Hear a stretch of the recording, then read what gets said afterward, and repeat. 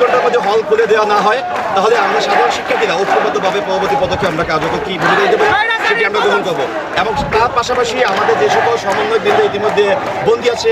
আমাদের শিক্ষার্থী ভাই বোন যারা ইতিমধ্যে ঘুম আছে, যারা ইতিমধ্যে আমাদের অনেকে কারাগারে বন্দী আছে, তাদের নিঃশর্ত মুক্তি দাবি করছি। পাশাপাশি অবিলম্বে যাতে আমাদের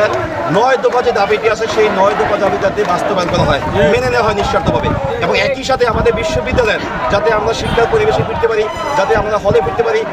তার জন্য বিশ্ববিদ্যালয় প্রশাসনকে আমরা হলগুলো শিক্ষা এবং বিশ্ববিদ্যালয় জন্য দাবি